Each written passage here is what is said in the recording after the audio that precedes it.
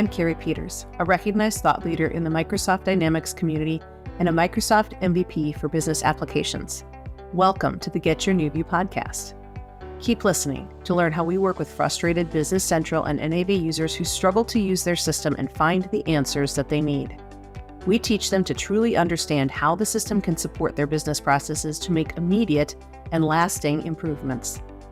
As a result, they get more done in less time, make better business decisions, and even love their system.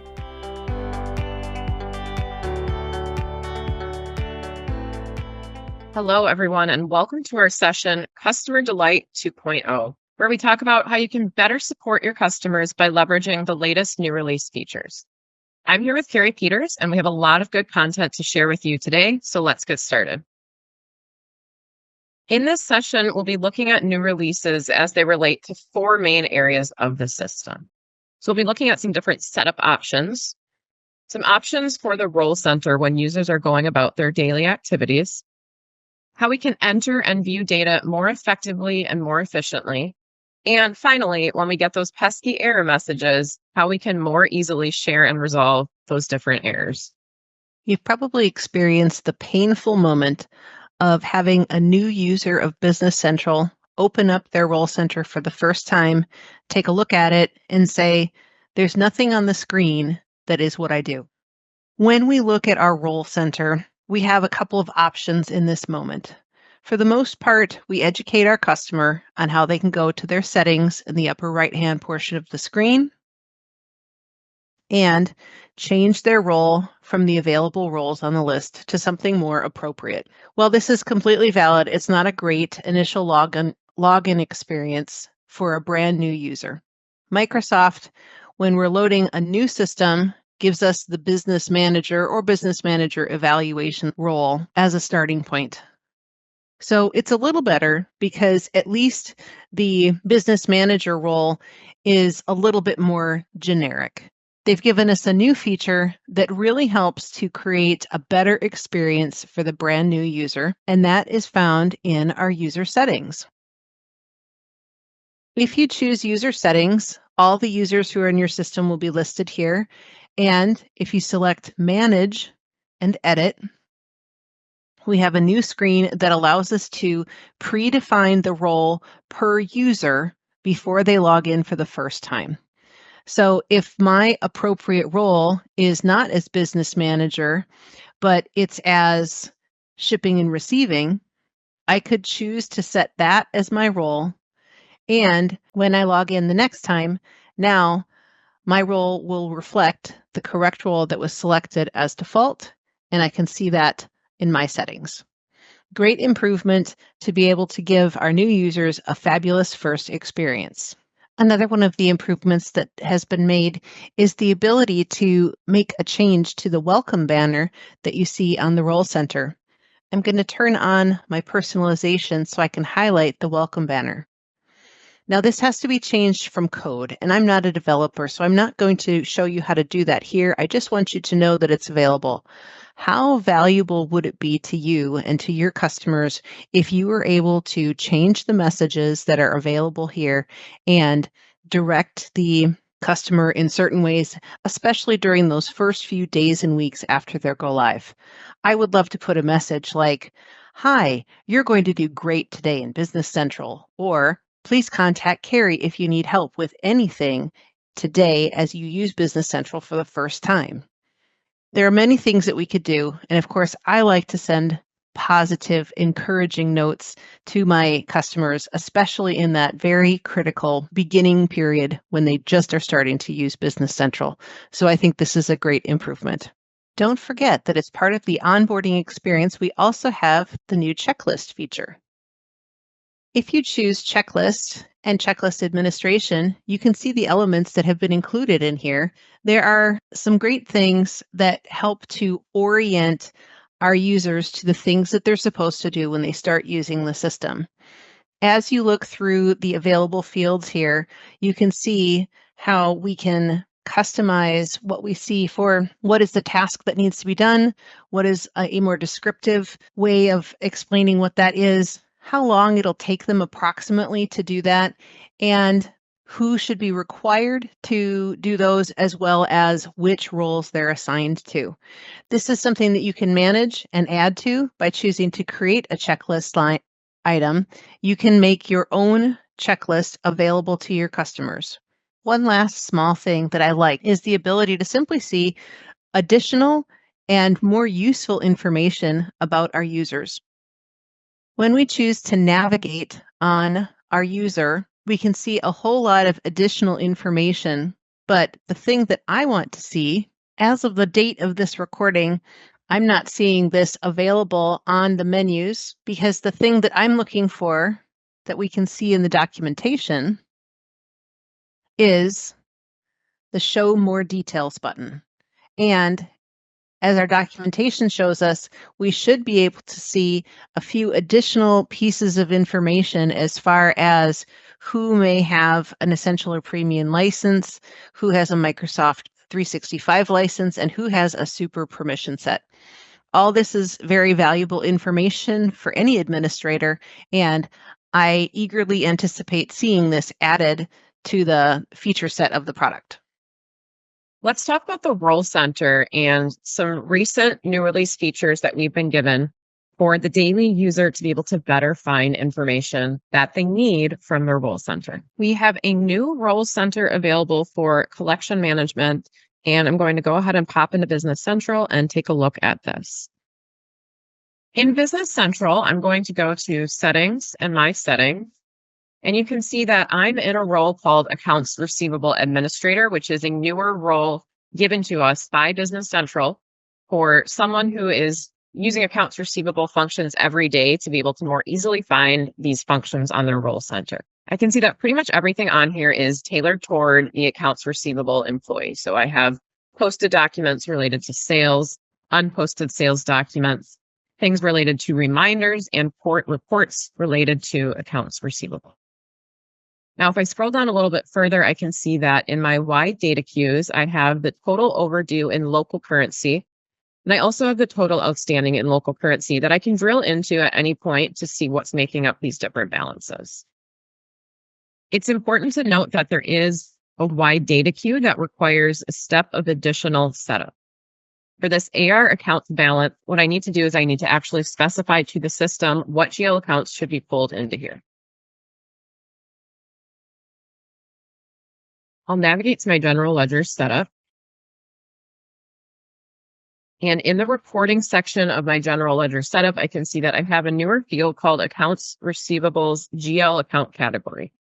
And what I need to do here is I need to specify, based on my GL account category setup for my chart of accounts, which option here should pull into that wide data queue on the Role Center. So I'll go ahead and I'll select for Accounts Receivable. Keep in mind that for the setup to work correctly, your chart of accounts do need to have the proper classifications. So that would be something to double check. I'll navigate back to my Role Center, and I can see that right now, even with an F5 refresh, this balance is still 0. So what I'm going to do is a complete reload of this browser tab. And now I can see that my AR account balance has updated, and I can drill into this and I can review the different activity in those accounts. The next function I'd like to show from the Role Center is something called Search Company Data. So let's navigate back to our Role Center. And I'm simply going to go to System Search. And what I'm going to do is I'm just going to type my name, Carrie. And if we go all the way down to the bottom, we can see we have this option for Search Company Data. So I can go ahead and I can click on that. And what the system will do is it will plug in my name for the search, and it will look everywhere in the system based on the setup where we find that value. So I can see that we have a contact named Carrie's Creative Construction and a vendor named Carrie's Creative Construction. I could also type something in like a posted purchase receipt number to see where that's used in various documents. I'll type in chair and let's see where chair is used in our system. So we can see we have items, we have sales quote lines, sales invoice lines, PO lines. So it's showing us the different document types and then the related data in those documents. You can also set up here where to search if you have the correct permissions, which lists, tables, and fields to search in for the search company data. So those are some cool new things from the Role Center that we can use, again, for customers to more easily access and find what they need to on a daily basis. When our users are entering data, we want to make sure that they have everything available to them that they need, but also that the system is locked down enough to prevent any intentional or unintentional errors.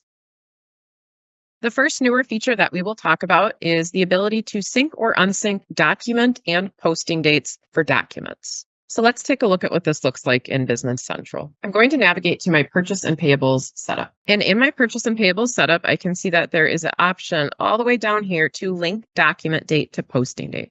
And if I hover over that, I can see that it says it specifies whether the document date changes when the posting date is modified. Now, having this toggle on would follow with what used to be the standard functionality, but we have the ability to unlink now as well. Let's go ahead and let's leave document date to posting date link toggled on, and I'll navigate to a purchase invoice. And in that purchase invoice, I'm going to update my posting date to 4/10, and I can see that that updates my document date as well.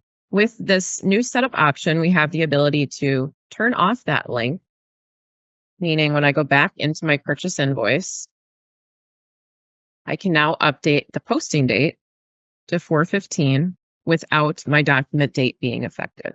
So this is just a nice option to have available both on the purchase and payables setup side and the sales and receivables setup side. I would recommend that if you are changing this and taking that link away, that you would notify users of this change because they may be used to how it functions in the system currently. The next feature I'd like to talk about is the ability to add existing table fields to optimize pages. Now, what does this mean? This means that anyone who is customizing a page on a profile, which should typically be an administrator, a department owner, or a partner consultant, has additional fields available to be able to choose for those users to see. This is a screenshot from learn.microsoft, and the link is below. And this just shows that the filter button is now available to be able to change the category of fields to add the fields, again, when customizing a page on a profile. So you can see that there's the recommended fields, there's the all fields, and advanced. So now there's more flexibility as far as being able to add fields that exist, but you may not have been able to add even through customizing pages on a profile previously.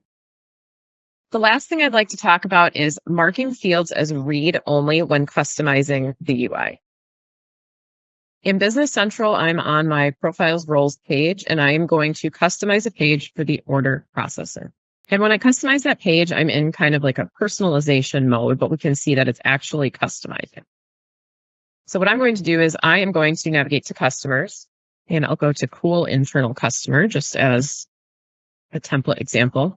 And what I'd like to say is that we do not want our sales order processors to be able to modify or add the general business posting group and the customer posting group. So if I click into that, I can lock the editing on these fields. Then I can simply click done, and this change will have been made specifically for the sales order processor. This is a nice feature to have available because it kind of gives us the ability as an administrator or partner to be able to control these different records at the field level. Just keep in mind, however, that this does not remove the permissions to be able to modify that field. It only removes it at the profile or the role level for that user. I was excited to see some of the improvements that Microsoft made with error resolution. There's a lot here, and a lot of it is small, but incredibly effective. I've set up a purchase invoice, just something simple. And I want to walk you through a few things that will help you understand how these new error resolution features work. Now, pay attention to what I have on the right-hand side here. This is our document check. This was available in the prior release, and there are some things that are very helpful here, and you'll see this document checkbox change as we go through things. Since I've just created this purchase invoice without any information on the lines, I'm already getting an issue that's highlighted here. Notice the error message, there's nothing to post because the document does not contain a quantity or amount. Makes sense? We'll take care of that in just a second. Let's look at a few examples of the types of errors we could create and run into. Now, I know that this particular account is not a valid account. This is our accounts payable account. I am given an error here, which is correct. This is a great control, and this is letting me know that direct posting must be equal to yes, and that the current value is no. Take note that there are 3 things on the card here that help us out. This link here will take us directly to the card so we could change the situation if we have the permission to do so. The second link allows us to refresh the page to clear the error right there. So we don't have to move our mouse from the bottom of the page to the top to clear that error. I'll show you that one more time. I can clear it right here instead of moving up here to refresh it or hitting F5. The last feature I can see is a share button. And this share button allows me to share this to Teams, email, or to copy the errors to my clipboard so I could share it with somebody else. Let's send this in an email so that you could see what happens next. This has generated a link to the page with the error details here so that if I was sending this in a support ticket or something else, that somebody else could go directly to this page so they could investigate the error that I'm having. Let's look at a couple of additional examples. If I choose a different account, in this case, I can see that this account is blocked, and it's given me a nice detailed message that tells me exactly what the problem is and gives me my same choices to go to the card to fix it, to refresh it and clear the error right there, or to share that error with somebody else. And let's look at one example that is slightly different. In this case, I'm going to fill out a little bit more information here, and I know that something is missing here, but let's try and post this and see if the system catches me.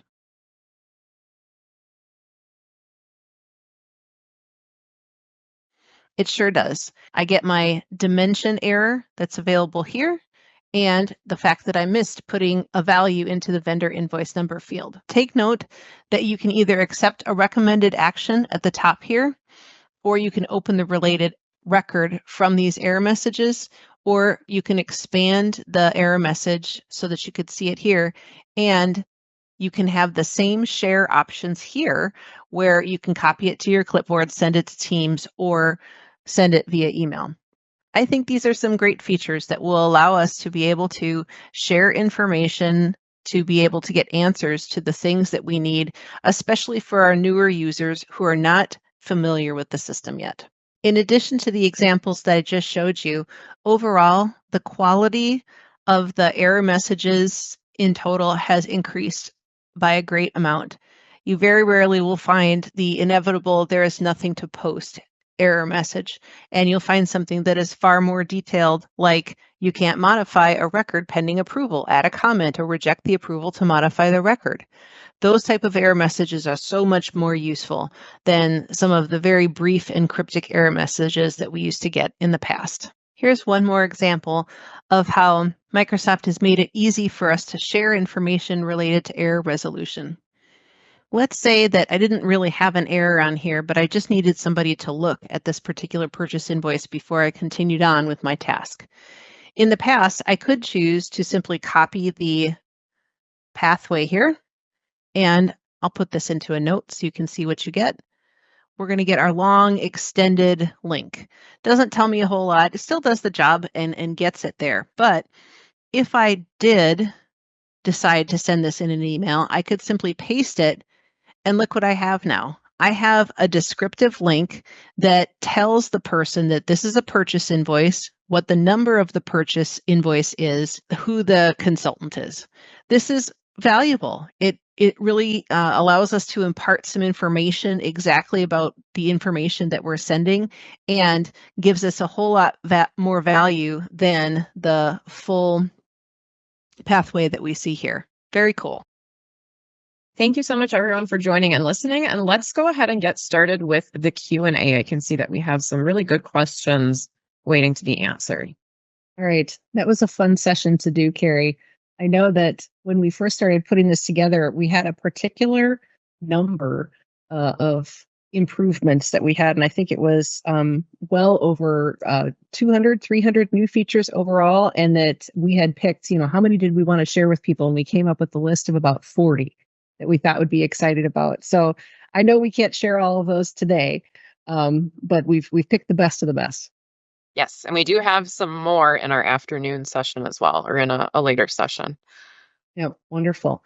So we'll open things up for Q&A for just a few minutes. If people have things that they would like to ask, please go ahead and put those in the chat.